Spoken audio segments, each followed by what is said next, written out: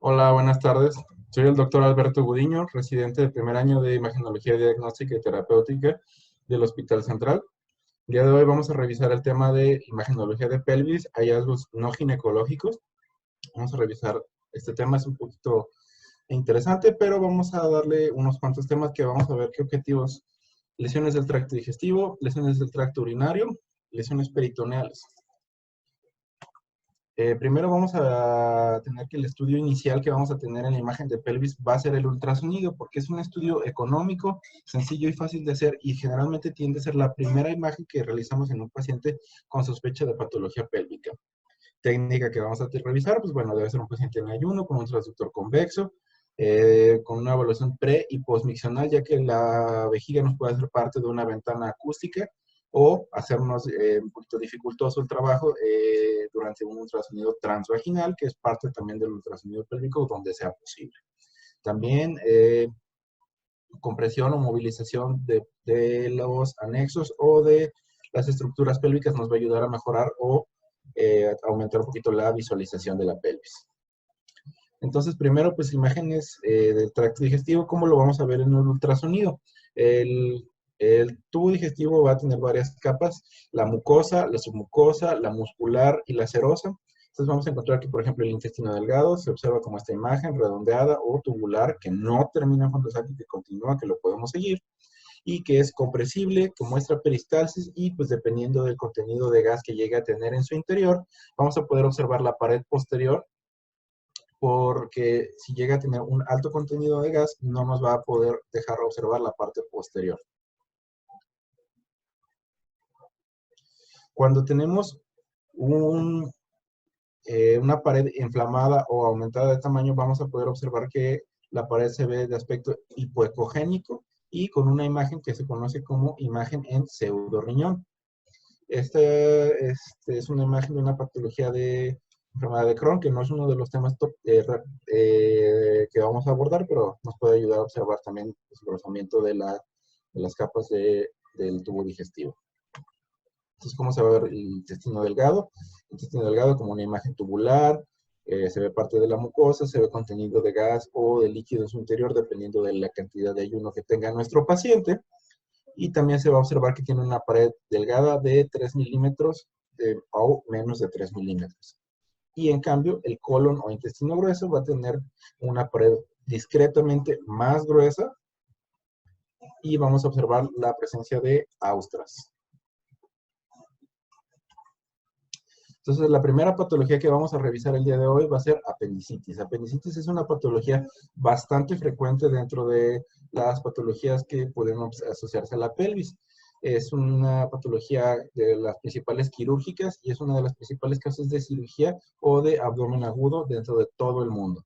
El ultrasonido nos va a ayudar mucho como parte del abordaje diagnóstico porque tiene una alta sensibilidad, pero desafortunadamente una baja especificidad. Es decir, que si llegamos y un valor predictivo negativo, pues relativamente normal. Es decir, que si encontramos que no tenemos imágenes sugestivas de apendicitis, no podemos descartar que sí tenga apendicitis. Y sería adecuado tomar otros estudios. Aumenta su especificidad en el caso de que haya una ruptura de apéndice, sin embargo, disminuirá su sensibilidad de manera similar. Entonces, ¿qué hallazgos vamos a tener en una apendicitis? Vamos a encontrar una imagen tubular, un fondo de saco, que es aperistáltica, con un diámetro mayor de 6 milímetros, generalmente para diagnóstico, y un apendiculito que no necesariamente se va a encontrar en todos los casos. Engrosamiento de la pared intestinal, líquido libre, pérdida de la continuidad de la submucosa o inflamación de la grasa pericecal, todos los que están a su lado derecho son hallazgos indirectos de apendicitis. De todos estos hallazgos, los que tienen un mayor valor predictivo, es decir, los que nos van a apoyar más el diagnóstico, va a ser el diámetro mayor de 6 milímetros, la presencia del apendiculito o la presencia del líquido libre. Sin embargo, la presencia del líquido libre disminuye la especificidad. Entonces, ¿cómo lo vamos a observar en el ultrasonido? Vamos a observar líquido libre, pericecal, y una imagen en diana de más de 6 milímetros, no compresible, y también puede tener aumento del flujo Doppler. En el líquido libre podemos observar el líquido libre, se observa de diferente ecogenicidad, se puede observar más hipoecogénico cuando es más temprano o cuando la ruptura o cuando no es necesariamente una ruptura. Cuando ya hay ruptura se observará que el líquido libre es más heterogéneo por presencia pues, de contenido que pudiera ser intraluminal, dependiendo del grado de apendicitis. Bueno, vamos a observar que en la imagen del lado izquierdo es un niño de 7 años que tuvo un proceso de dolor e inflamación en fosa ilíaca derecha con una imagen tubular, fondo de saco, con una imagen de apendiculito, un grosor de la imagen tubular de 13 milímetros y un aumento de su vascularidad periférica. En la imagen del lado derecho vamos a observar que hay otro caso donde hay líquido libre de manera heterogénea, con una imagen tubular en diana mayor de 6 milímetros, que nos habla de un absceso pericólico más que de solo líquido libre. También nos puede servir o nos puede apoyar el ultrasonido transvaginal. Muchas veces se puede asociar que tenemos una paciente en edad reproductiva, con dolor pélvico, y entonces parte de nuestro abordaje o inicial del clínico va a ser una sospecha de enfermedad ginecológica u ovárica, ya que el abdomen agudo en una paciente femenino de edad reproductiva pues es un reto diagnóstico, siempre entra parte de esto. En el ultrasonido transvaginal vamos a encontrar una imagen de mismas características como se vería en un ultrasonido transabdominal, con una imagen tubular que puede obtenerse de manera transversal redondeada, con las mismas medidas de diámetros para su diagnóstico. Y se puede observar el apendiculito. En la tomografía del lado derecho, pues observamos la imagen tubular con la pared engrosada que nos confirma la presencia de apendicitis. También podemos observar en otra imagen transversal, del lado izquierdo, un apendiculito con producción de sombra posterior y que se observa esa imagen hiperecogénica a su alrededor que nos habla de la presencia de gas. Corroborado con la tomografía por sospecha de un absceso, se encuentra que se tiene esta imagen redondeada, heterogénea, con presencia de gas en su interior, con la presencia del apendiculito que nos habla de un absceso pericecal. El mucocelia apendicular es una característica clínica un poquito más rara de una inflamación del apéndice, que nos habla también de la presencia de hiperproducción de moco dentro del apéndice, que puede hablarnos de propiamente inflamación del apéndice, que no necesariamente puede ser secundaria a un apendiculito. Este tipo de imagen se va a observar en el ultrasonido como una imagen heterogénea, como en capas, que le hablan de capas de cebolla. Y esta imagen en la resonancia magnética se va a ver como si tuviera intensidad líquida. Este tipo de lesiones se asocian a apendicitis menos patológicas, pero sin embargo también se pueden asociar a otro tipo de lesiones peritoneales. Enfermedad diverticular. La enfermedad diverticular es una patología más frecuente en adultos más grandes. Principalmente la conocen como el apéndice izquierdo. Generalmente se asocia principalmente al sigmoides en el 70% de las localizaciones y el 29 a 30%, dependiendo de las series de los casos, en el colon descendente. Entonces, pues es principalmente donde vamos a tener nuestra sospecha diagnóstica. El ultrasonido tiene una buena sensibilidad, específicamente en la pelvis, de hasta el 84% con el resto de nuestros datos clínicos. La fisiopatología de los divertículos es que donde están los vasos perforantes del intestino, esas partes de la pared son más débiles. Entonces, con insultos repetidos de distensión abdominal, dificultad para la evacuación, este tipo de lugares pueden protruir parte de la mucosa y provocar un divertículo. Dentro de las características que vamos a encontrar para estratificarlo, que vamos a encontrar principalmente utilizado por los clínicos, es la clasificación de Hinchey. No es necesariamente una clasificación radiológica, pero nos puede ayudar para apoyarnos para poder referir nuestros hallazgos. La clasificación de Hinchey se va a basar principalmente en las características entre clínicas o extrapolarse como características en imagen. Vamos a encontrar que 0 sin enfermedad clínica, 1A, inflamación o flema pericólico, 1B, absceso pericólico, 2, absceso pélvico, 3, peritonitis generalizada o 4, peritonitis fecal. Entonces aquí vamos a tener una imagen diferente de cómo se va a encontrar esto, confinados a los espacios pericólicos o solo con inflamación diverticular, como si fueran abscesos localizados, peritonitis o peritonitis fecal. ¿Cómo vamos a tener los hallazgos ultrasonográficos de enfermedad diverticular. También pues vamos a tener hipertrofia de las capas musculares, protrusiones del colon, un líquido anecoico o hiperecoico si hay presencia de gas con reforzamiento posterior. Aquí en estas imágenes, en la del lado izquierdo, vamos a observar parte del colon, donde vamos a tener esta imagen redondeada asociada al colon descendente, que esta imagen nos habla de una enfermedad diverticular. Aquí podemos observar que la grasa pericolónica se ve de aspecto normal, entonces esta solo es una enfermedad diverticular sin complicación por diverticulitis en este momento. Aquí esta otra imagen vamos a observar que se ve la pared del colon hipoecogénica, un poquito aumentada de volumen, y aquí se ve esta protrusión hiperecogénica con gas en su interior, que nos habla de un divertículo. También se observa en este lado la grasa alrededor del divertículo edematosa, que nos habla ya de un proceso de diverticulitis. También vamos a observar en los diferentes grados, bueno, que hay engrosamiento del colon sigmoides. Vamos a observar aquí el divertículo y vamos a observar que alrededor o al lado del divertículo se encuentra esta imagen redondeada, heterogénea, con presencia de gas en su interior, que nos habla de un absceso pericólico. Confirmado por la tomografía en un corte coronal, aquí se observa de este lado, esta estructura es el colon, y de este lado se observa la estructura que representa el absceso en un rojo más oscuro. Otros estudios especiales que nos pueden ayudar, bueno, son reconstrucciones en 3D de la tomografía o tomografía de multicorte, que nos van a poder hacer una reconstrucción intraluminal y nos puedan encontrar los divertículos, o estudios con VARE. Igual, hay que recordar que la principal forma de encontrar enfermedad diverticular no complicada va a ser a través de la rectosigmoidoscopía. Bueno, en el estadio 0 vamos a observar que solo se encuentra la diverticulosis con esta imagen, una imagen redondeada asociada a el colon aumentado de grosor.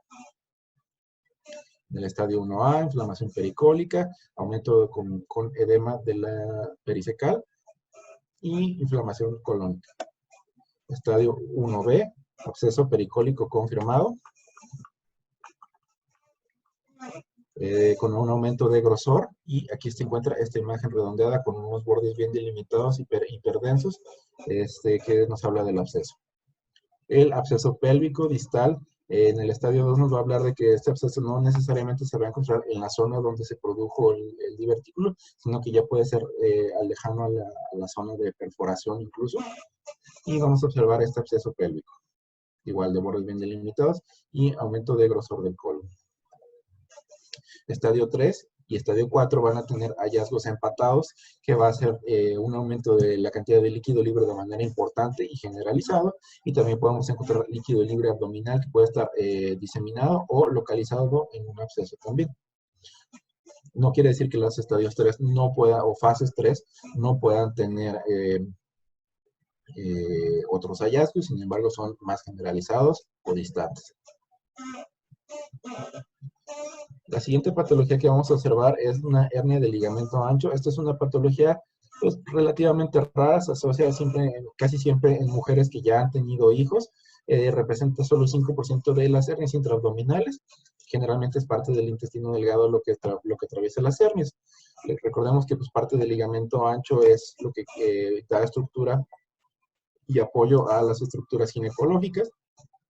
Cuando estas presentan debilidad o desgarro asociados pues, al embarazo por la movilización o distensión, puede atravesar en ellos parte del intestino delgado. Generalmente lo más común que se encuentra es epiplón, sin embargo. Epiplón o intestino delgado.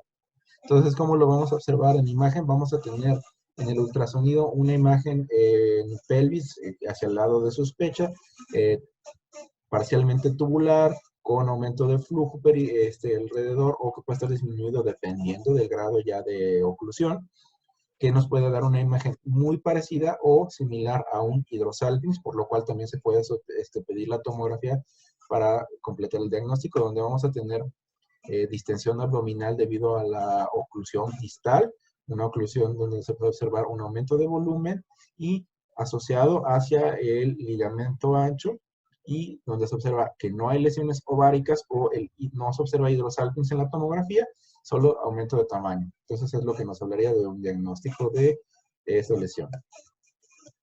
Otra patología pélvica que podemos encontrar en la imagen, la litiasis ureteral, va a ser parte del algoritmo diagnóstico en lesiones o patología pélvica.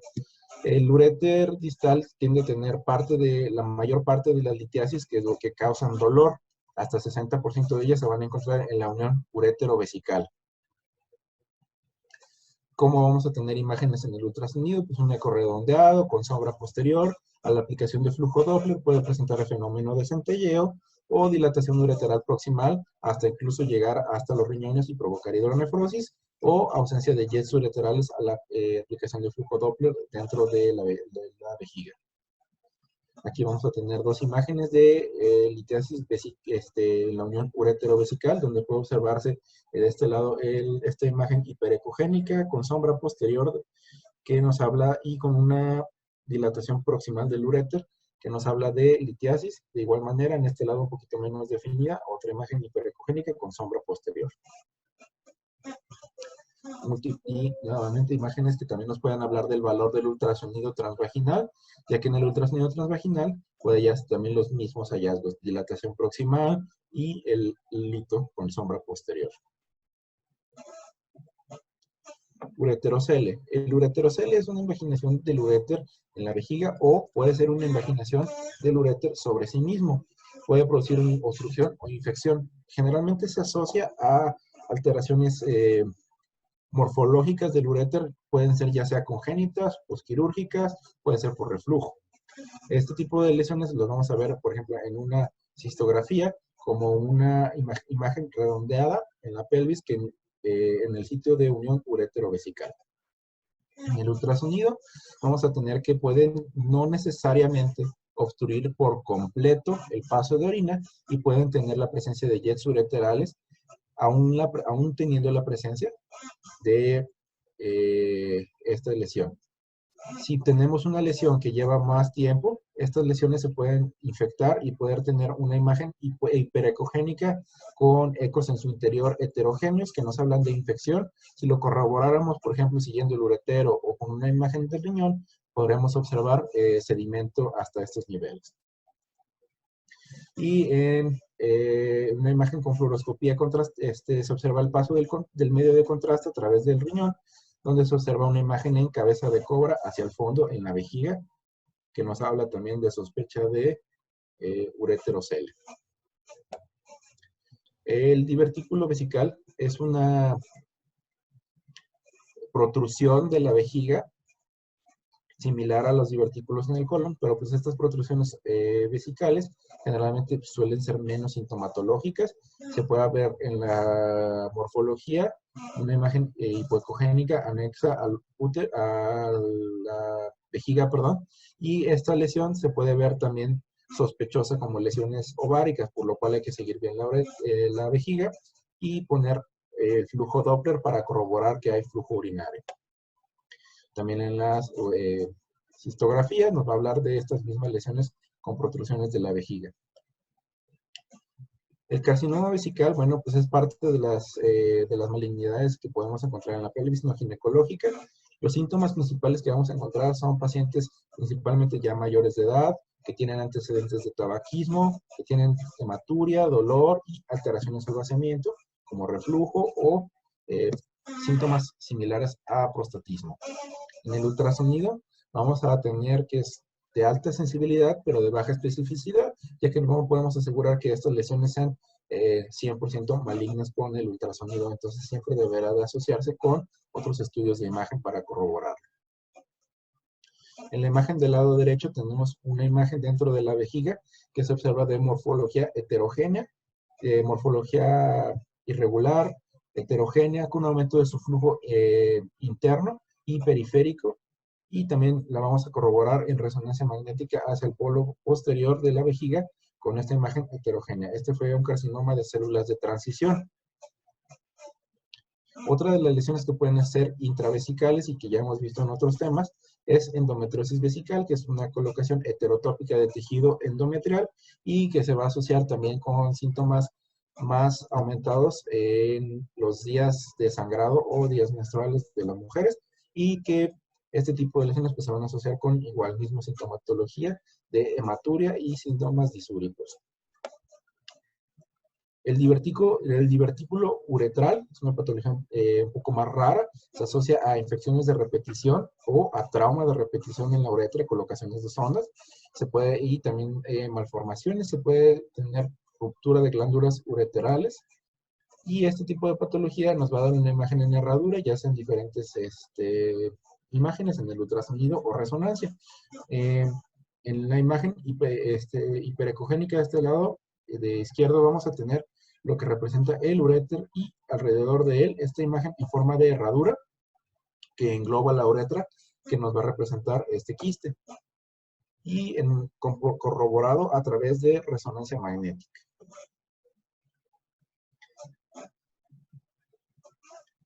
El quiste de las glándula de Skene. Bueno, las glándulas de Skene son glándulas que nos permiten, o que permiten la lubricación de parte de la uretra.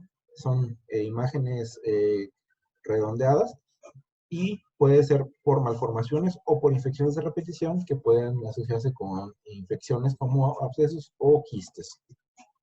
Aquí vamos a ver en el ultrasonido transvaginal del lado izquierdo la vejiga marcada con la OV, de manera superior a ella la uretra, y se va a observar esta lesión redondeada, homogénea, isoecogénica, que es un quiste de Skene, de glándula de Skene. Aquí en la imagen translabial con el ultrasonido en un transductor lineal de alta frecuencia, vamos a tener la uretra de manera hiperecogénica con presencia de orina en su interior, la vejiga, el recto, y vamos a observar la misma lesión quística en la parte posterior asociada a la uretra. Objeto libre peritoneal o encontrado como en otros lados como ratón peritoneal. Este tipo de imágenes de lesiones son parte del aumento del peritoneo.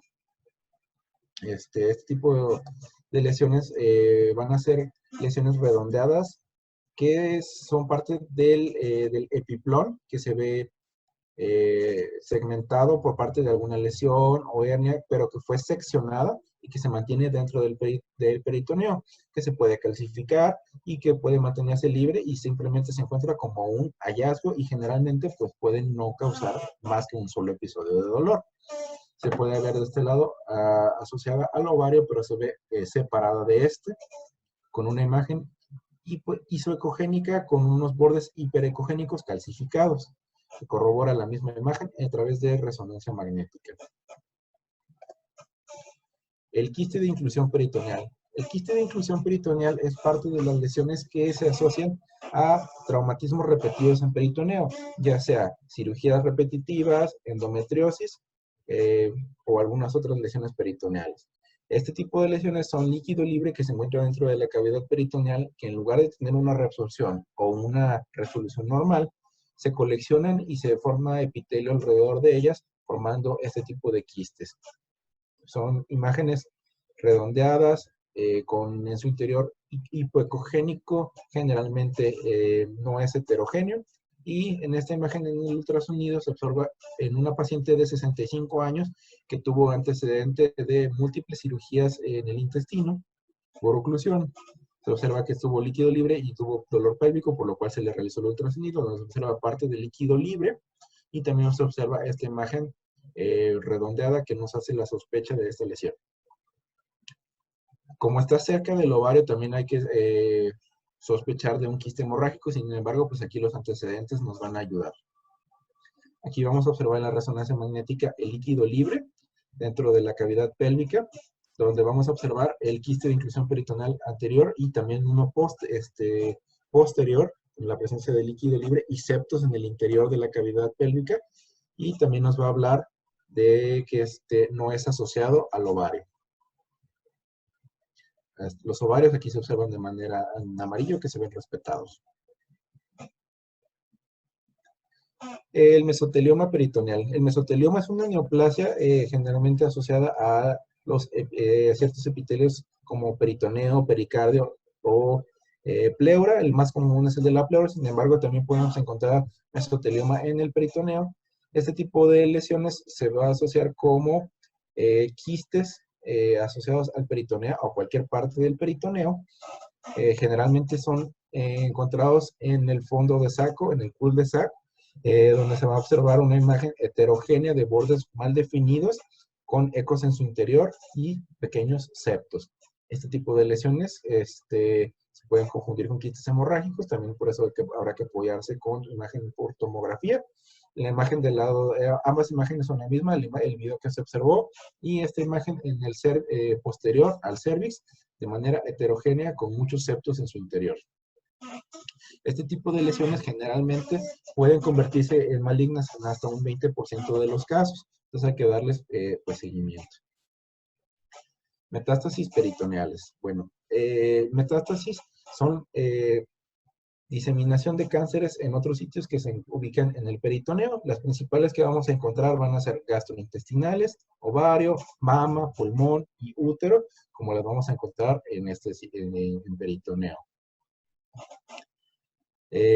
Son imágenes muy heterogéneas, ya que dependiendo del primario del cual vayamos a observar las metástasis, podemos observarlos principalmente también nuevamente en el fondo de saco, donde vamos a observar, por ejemplo, imágenes redondeadas, isoecogénicas o hiperecogénicas, dependiendo del tipo de lesión, nuevamente, por lo cual pues también tenemos que apoyarnos no solo con el ultrasonido, sino con estudios sectoriales, multifuncionales como tomografía o resonancia, donde vamos a poder ver diferentes implantes asociados a peritoneo. También podemos observar en el ultrasonido en transabdominal, cuando hay líquido libre de ascitis, eso también nos hace sospecha de patología tumoral. Y también nos puede hablar de que imágenes que no son móviles estén ocupando parte de la pared y adheridas a la pared posterior, que no son móviles, de morfología heterogénea, pueden ser implantes. Esta imagen es un implante de un cáncer de colon. Esta siguiente imagen también podemos observarlo como cuando ya es una diseminación muy importante, un aumento de líquido dentro de la cavidad abdominal de manera muy importante, que se ve como una imagen en estallido con ecos no móviles en su interior, ya por estar incluso a tensión. Peritonitis esclerosante. Peritonitis esclerosante es una patología que en nuestro medio principalmente vamos a encontrar asociada a uso de diálisis peritoneal de manera recurrente y asociado a episodios múltiples de peritonitis bacteriana espontánea por el uso de diálisis peritoneal, donde vamos a encontrar imágenes donde se ve encapsuladas las asas que pueden estar o no distendidas dependiendo de qué tanto líquido hay en su interior o la inflamación en su interior, y también nos va a hablar de un grosor de la pared del peritoneo, como se observa en esta imagen. Otras de las patologías donde se puede observar peritonitis esclerosante, aunque son muy raras, es asociado a trasplantes hepáticos o a uso de beta bloqueadores. Gosifiboma. Gosifiboma es el término correcto utilizado para describir lesiones que son asociadas a textiles o material no autónomo dentro del abdomen. Tienen que estar asociadas a un proceso quirúrgico o manipulación abdominal previa, donde se pueden observar imágenes heterogéneas, redondeadas, donde se ven hipoecogénicas. En la tomografía, si los textiles que se utilizaron tienen parte de las trazas radioopacas, pues también se van a poder observar. Por último, un par de patologías propiamente intraperitoneales, intraabdominales, pero que también se pueden asociar durante hallazgos en la imagen pélvica, es la tuberculosis abdominal. En nuestro medio es bastante frecuente. Es la principal tuberculosis abdominal que se encuentra en nuestro medio. La tuberculosis peritoneal y segundo después la tuberculosis intestinal. Se va a observar líquido libre, heterogéneo, con ecos móviles en su interior. También se puede observar un engrosamiento de la pared peritoneal. Y también vamos a tener como hallazgo ganglios linfáticos aumentados de tamaño en la pared abdominal o en partes diferentes del abdomen, en el retroperitoneo, asociados a tuberculosis. Y por último, el absceso de psoas.